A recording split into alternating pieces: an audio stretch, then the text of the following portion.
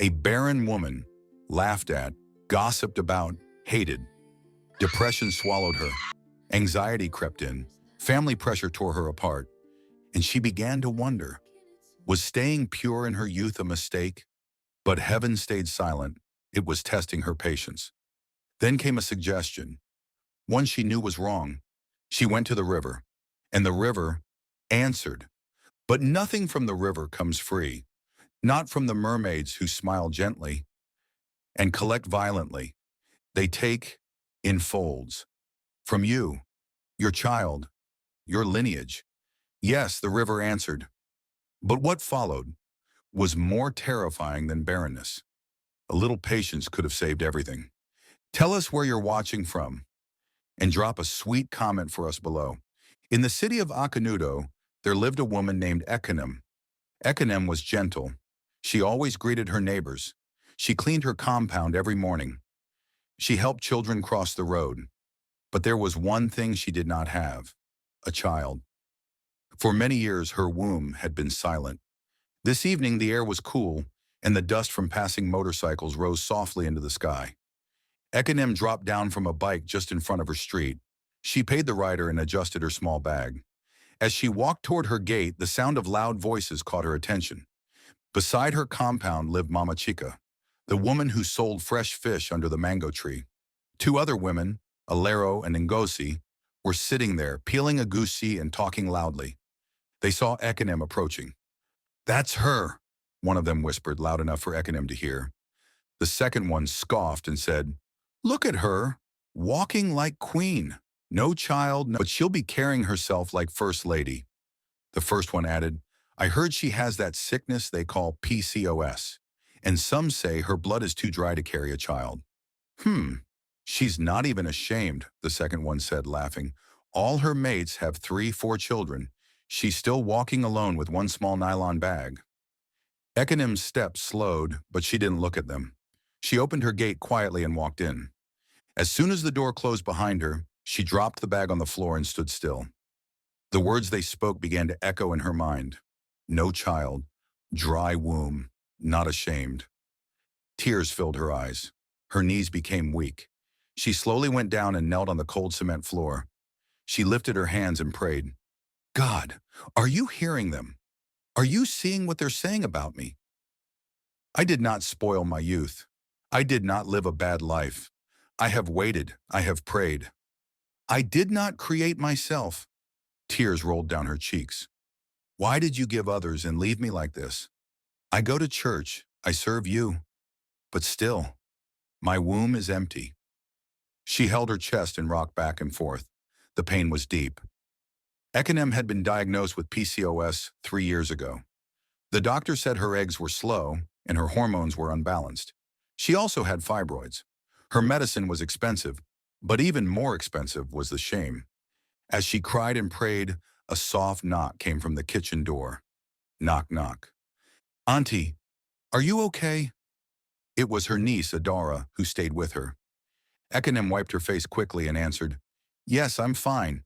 Just steam the meat. I'll come and cook." "Okay, Auntie," Adara said and walked away. Ekanem remained on her knees a little longer. Ekanem rose from her knees slowly. Her body felt tired, but the evening had not finished with her yet. She walked into the kitchen and opened the pot. The scent of stockfish and pepper rose up to meet her. She added sliced onions, stirred gently, then covered the pot again. Cooking always calmed her. In that small act, cutting, stirring, tasting, she found something to hold on to. Just as she reached for the salt, her phone rang. She glanced at the screen. It was Madame Fola, the herbal woman from the next town. Ekanem hesitated, then picked it up. "Hello." "Good evening, my dear," the woman's soft voice came through. "It's Fola.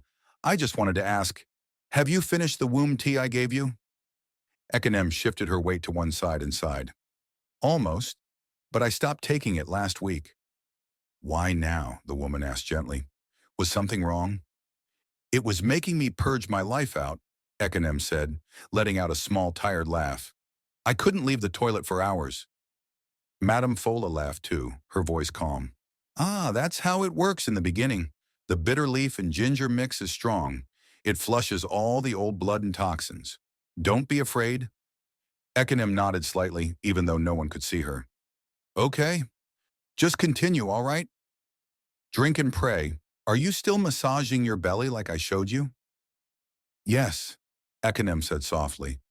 Every night before I sleep. Good, that's very important. Don't skip. The womb listens to hands. Thank you, Ekanem said, voice low. God will do it. Just don't give up, Madame Fola said.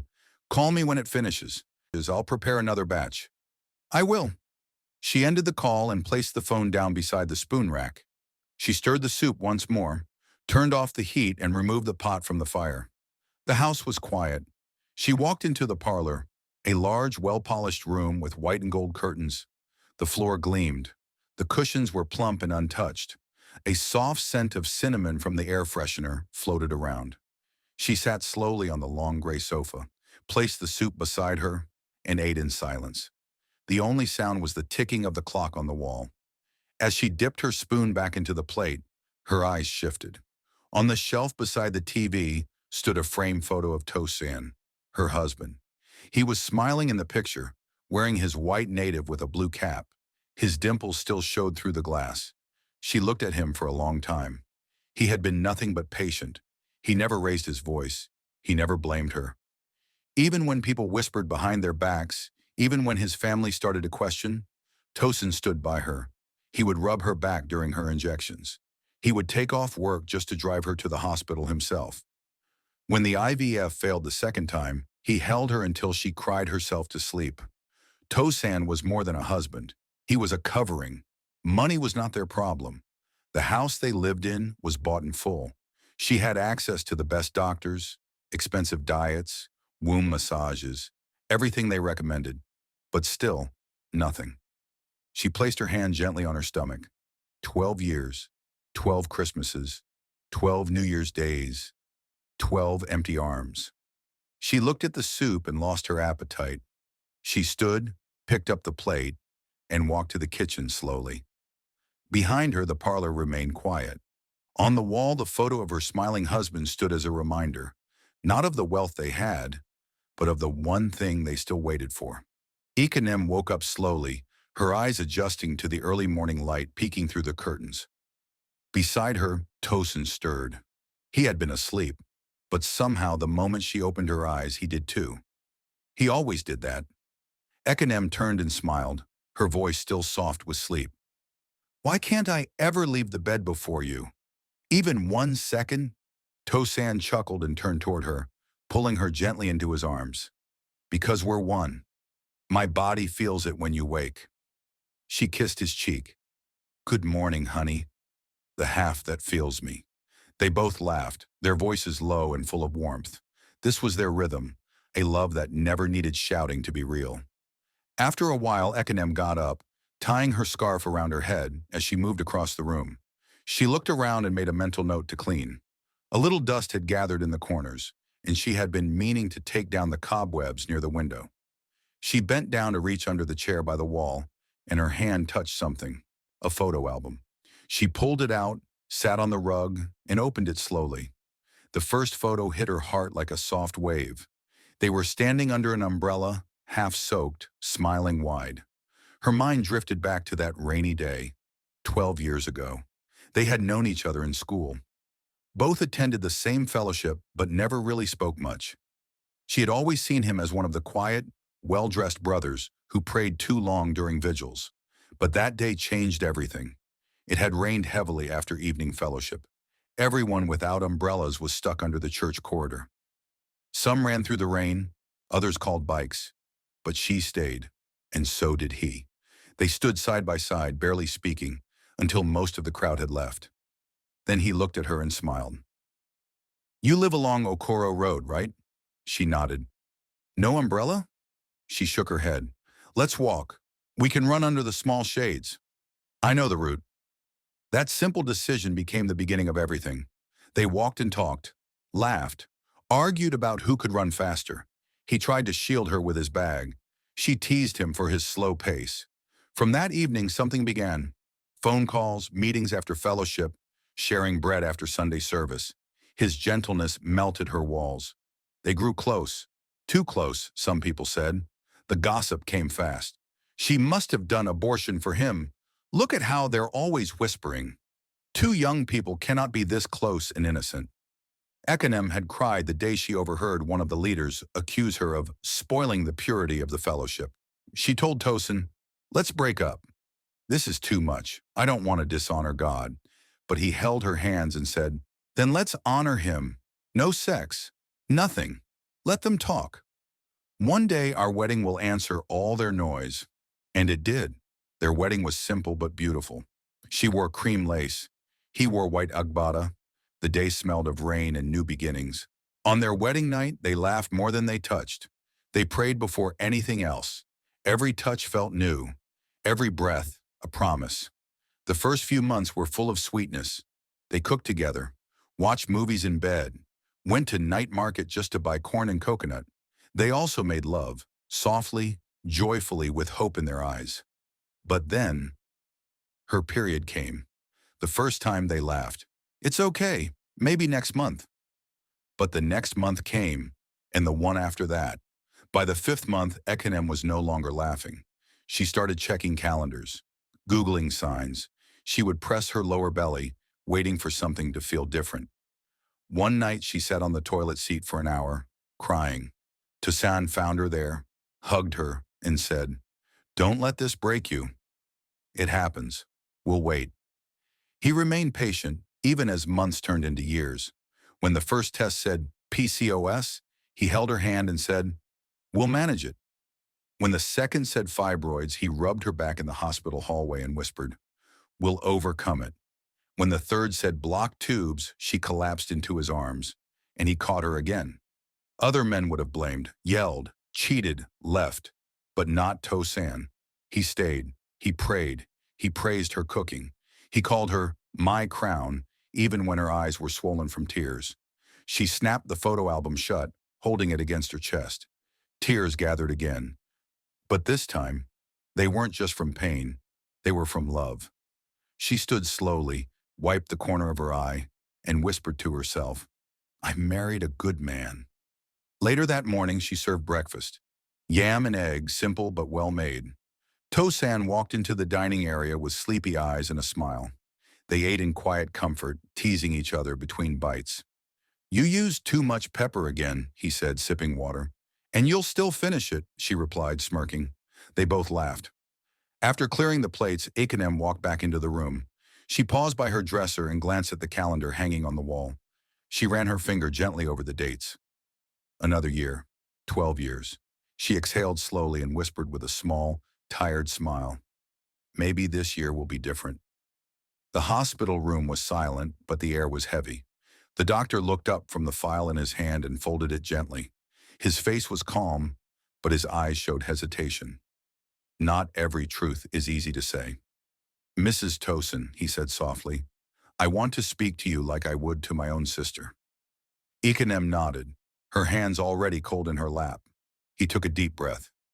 "With the current state of your reproductive system, natural conception is no longer possible." Her eyes did not blink. He continued, gently but directly. "The tubal blockage is total. Both tubes are closed and damaged. Your hormones are unbalanced beyond medication. The ovaries are barely responding. Even IVF at this stage is extremely unlikely to succeed." Her lips parted slightly, but no words came. "We can't force miracles in medicine," the doctor said. "I know you've tried, and I know this isn't the news you prayed for. But I believe in being honest." Tosin reached for her hand, and this time she clutched his tightly. Is there anything else?" Tosin asked. The doctor shook his head slowly. "At this point, the only safe and realistic option is adoption." Ekanem inhaled deeply. Something inside her chest trembled, but she nodded. They thanked him quietly and left the room. The ride home was still. Even the wind outside the window seemed to move slower than usual. Tosin drove carefully, his hand resting on the gear, his eyes forward. Ekanem's face was turned to the window, but she wasn't looking at anything. That night, the house was silent. Adora had stayed the night at a friend's place. The clock ticked gently. Ekanem sat on the bed in her wrapper, while Tosan stood by the window, hands in his pockets. After a while, he spoke. Ekanem, maybe it's time.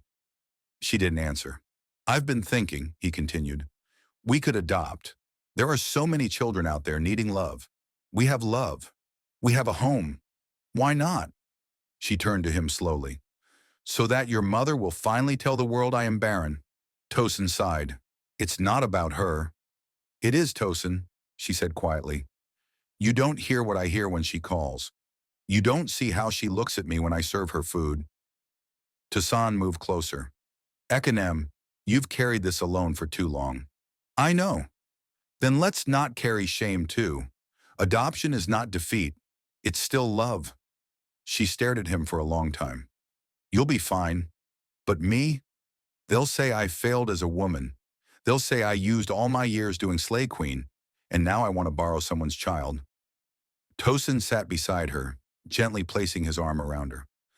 I know it's not easy, but maybe we don't need their permission to live. Her eyes welled with tears. But it wasn't just shame. It was fear. Because deep inside her, something darker had begun to grow. A silent clock ticking in her soul. It wasn't just the doctor's voice in her ear. It was her body. Tired, empty, defeated. But it was more than that. She was running out of time. Ekanem remembered a day, about a year ago, when she came back early from the clinic. Tosan's mother had been visiting. She had overheard her on the phone in the veranda, speaking to one of her sisters. If he had married Ifunaya like we told him, he would be a father by now. This Ekanem, she just looks pretty and cooks well. But of what use is a wife who cannot carry life? Ekanem had hidden by the corridor, shaking. She never told Tosan. That voice stayed in her ear, even when she slept, even when she smiled, even when Tosin kissed her forehead. Now with the doctor's words replaying in her head, that old voice came alive again. She lay beside her husband that night, holding his arm tightly. He fell asleep with ease. She lay awake, staring at the ceiling. The silence was loud, the words heavy. Natural conception is no longer possible. Her eyes burned with unshed tears. Her throat ached. Her womb felt like a closed house, locked from the inside. She turned to look at Tosan's peaceful face. He deserved more. A legacy, a child to carry his name. She turned again and stared into the darkness. Why was it so easy for others? She had done everything right. She fasted, she prayed, she served, she forgave. But heaven stayed silent. She closed her eyes, but sleep did not come. Only a whisper did, a soft, dangerous whisper from the corner of her thoughts. There's another way. She didn't know where it came from, but she didn't fight it. She just whispered back, if you can hear me at all, show me. The house was quiet when the knock came. It was early, barely past 6 a.m., and Ekanem had only just started boiling water for tea. Tosan was still in bed. She opened the door slowly, unsure of who would visit that early. Standing there in full traditional wrapper and head tie was Mama Tosan. Her lips were pressed together. Her eyes were sharp. Behind her was Tosan's younger sister, Aoife, holding a small travel bag. Good morning, Mama, Ekanem said, trying to smile. Is it? Mama Tosan replied, walking in without waiting for an invitation. Aoife followed silently. Mama, to what do we owe this early visit? Tosin said as he appeared in his slippers, yawning softly. I had a dream, Mama said, removing her scarf, and God told me to come. Tosan glanced at Ekanem and sighed. Okay, come and sit. Number, let me speak before I sit, Mama said firmly. I heard what the doctor said. Adoption? That's what your wife wants to push into our family? Ekanem's hand froze. She hadn't even sat down yet. Mama, please lower your voice, Tosan said. No, I will not. I warned you, Tosan. I told you this marriage was rushed. I told you beauty is not enough. Mama, let me finish, she snapped. You will sit here and listen to me for once. Eve added in a quiet voice. We're only concerned, brother. Tosin sat. Ekanem remained standing. She has failed to give you a child. Now she wants to bring in one that is not from our blood. That is not how we do things in our family. Tosin looked up at her. Mama, are you saying you would rather we have no child than give love to one who needs it? I'm saying your wife has brought you nothing but delay. Ekanem flinched. She wanted to scream. She wanted to run. But her feet refused to move. Tosan stood calmly and walked toward his mother. Mama, he said quietly, I love you. But this will be the last time you speak to my wife like this in our home. Mama's eyes widened. So it has gotten to this. Tosin took a breath. If you came to help, stay. If you came to accuse, you can go. There was silence. Eve looked between them, unsure of what to say. Eventually, Mama sat, but Ekanem no longer felt like drinking tea. Before Mama Tosan left that evening, she walked into the kitchen and returned holding a small framed photo of Tosan as a baby.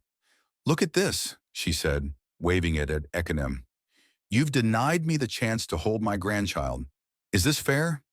Tosan took the frame from her and placed it gently on the table. Mama, please.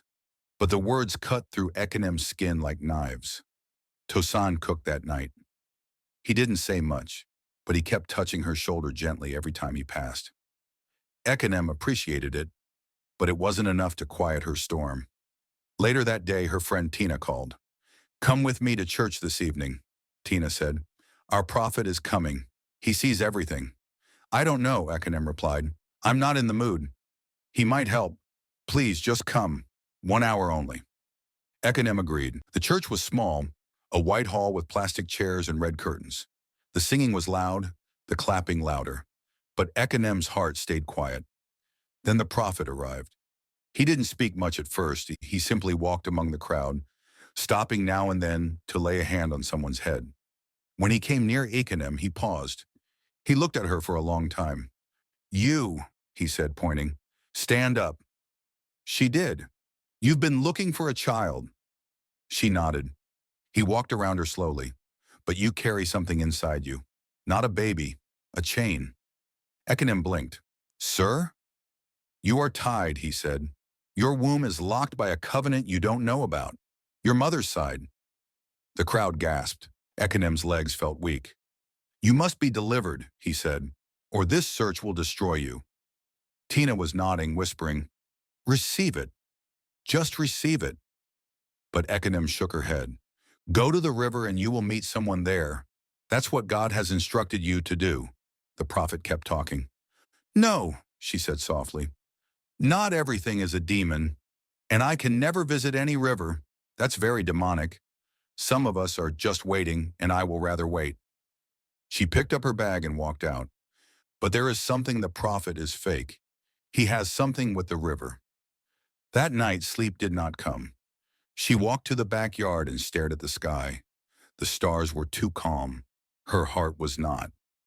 At 4 a.m., she stood up and walked toward the river at the edge of the village. No one saw her.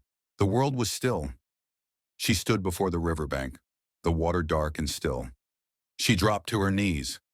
I don't know who's here, she whispered, but I heard stories, and I'm tired. The wind didn't move. The water remained calm. Ekanem raised her voice. If there is anyone in this river, I'm ready to give whatever you want. A breeze moved across her face. Then the water shifted, just slightly, and a voice soft but clear echoed. Come back at midnight. Who spoke it was a giant mermaid. Ekanem stood up slowly. She didn't scream. She didn't cry.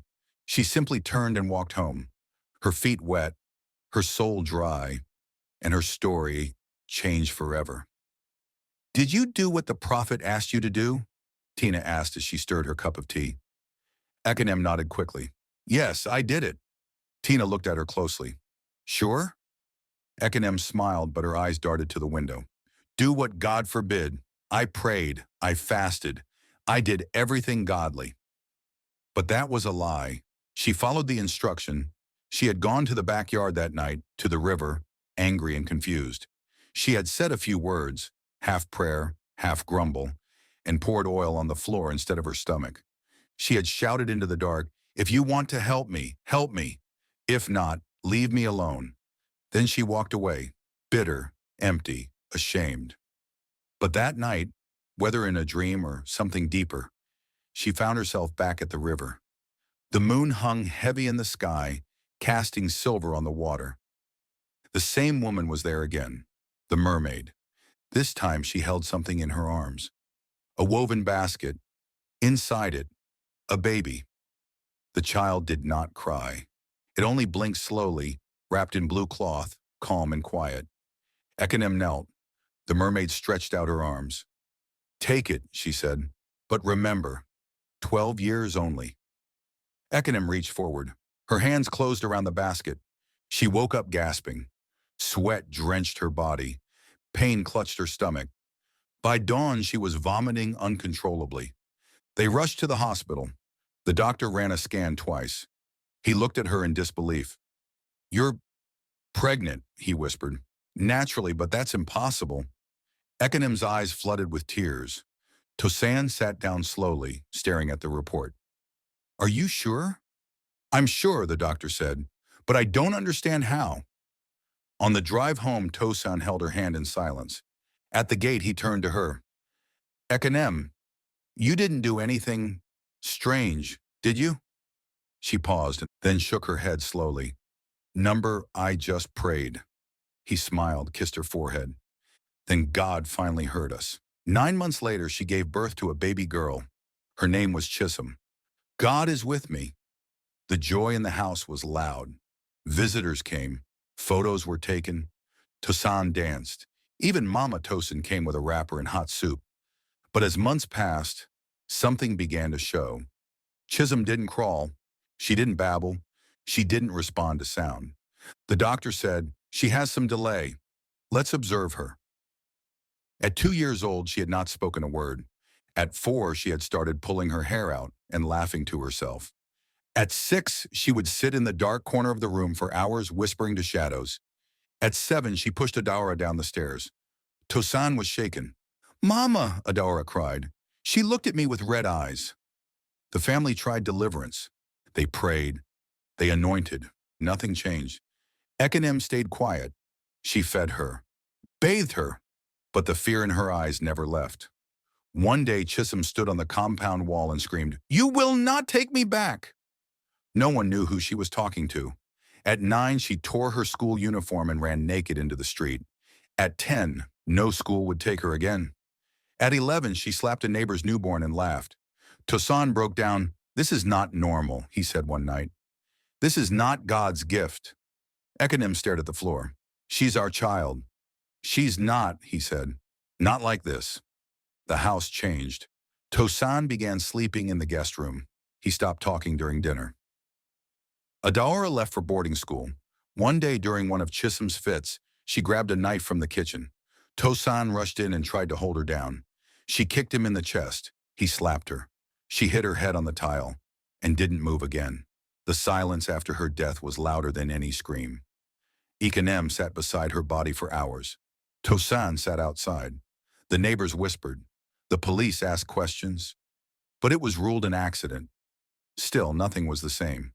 Tosan decided to leave the house few months after Kioma died. Tosan left the house. He didn't look back. "I need to breathe," he had said. Ekanem didn't argue. She watched him throw his last box into the back seat and drive off into the evening heat. The engine hummed down the road until it didn't. Just a few minutes later, before he could even cross the flyover, a strange glow filled the inside of his car. It shimmered like water under moonlight. And then from the passenger seat, a shape appeared. Half woman, half fish.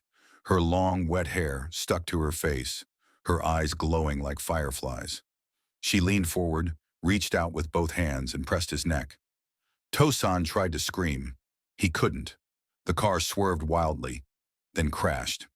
By the time the police arrived, his body was stiff, still seated upright, mouth wide open, eyes frozen in shock. They called it a heart attack, but Ekanem knew better. The news broke her. She stared blankly as the neighbor's son read the message aloud. Her Tosan, gone. No one came to visit after the burial. No music, no prayers. No voice dared rise louder than a whisper in that cursed compound. Grass grew wildly in the yard. The flowers withered. Even the birds stopped perching on the mango tree. Ekanem stopped cooking. She stopped bathing. Her wrappers hung loose on her shoulders. Her eyes sank into her skull, dry lips cracked, feet dusty. She sat alone for days, whispering things to herself. I should have adopted or done surrogacy. I should have just waited. Maybe I wasn't even barren. Maybe it was stress or shame. Sometimes she sat on the corridor, watching the dust dance under the wind. Other times she knelt by the riverbank and asked no one, was she ever mine? She thought she was healing, until one early morning, something came for her. She was standing outside looking toward the old mango tree when she felt a coldness sweep over her. Before she could turn, two wet hands, freezing, strong, silent, grabbed her neck from behind and pressed. She tried to fight. Her legs kicked. Her arms clawed the air. But there was no one to see, no one to hear, no one to save her. When she dropped to the ground, the house didn't react. The wall stayed silent. The birds didn't cry. Even the wind seemed to stop blowing. Her body lay there for days, then weeks. She rotted, alone. No one came, not even Adara. By the time a local child wandered in, the smell had taken over the whole compound. No one could explain how or why it happened. But the elders began to whisper. They said Ekanem had made a deal, and the river always collects its debt. A few months passed. One sunny afternoon, a young couple drove by. They had just gotten married and were looking for a house to rent. The husband slowed down at the gate. This place looks nice, he said. The compound was quiet, old but beautiful. There was a mango tree, flowers on the side, and enough space for their future children. The wife stepped out, knocked gently. Hello? Anybody home? Silence. She knocked again. Suddenly, a loud thud hit both their chests. They gasped, clutched their throats, and dropped dead. Mouths open, hearts stopped. No one lived in that compound again. They say it's cursed, that the spirit of the mermaid still lingers there, collecting what was promised. Every now and then, a passerby hears the sound of a woman crying softly, or sees footprints wet with river water on dry cement. But when they check, there's no one. It is said that no generation from Ekanem's bloodline will ever know peace again, because the river doesn't forgive, and silence when owed a child becomes a scream that never ends. Desperation can open doors that regret cannot close. Ekanem's pain led her to seek help beyond reason. What feels like a blessing in desperation may cost more than we're willing to pay. Not every gift is divine. Some gifts come with debt. Chisholm came through a spiritual transaction. The price wasn't money, it was peace, family, and joy. Every shortcut has a shadow. Silence is not always strength. Ekanem kept her pain, her truth, and her choices hidden. But what we don't speak out can destroy us within. Lies told to protect love still leave cracks. Ekanem lied to Tosin to keep their home safe. But lies, even soft ones, eventually destroy the trust they were meant to protect. Spiritual compromise leads to spiritual consequences. When you seek solutions outside divine boundaries, what you gain in the moment may turn to sorrow over time. Every mother should weigh the weight of a promise. 12 years only, a warning Ekanem thought she could manage. But promises made in pain are still promises. In the end, the truth always returns. Whether through dreams, whispers, or broken hearts, the truth has a way of rising to the surface. If this story touched you, don't just scroll, share it. Let another woman learn before it's too late. Drop a comment, tag someone who needs to hear this, and let's keep these stories alive. Because sometimes healing begins with a story, with a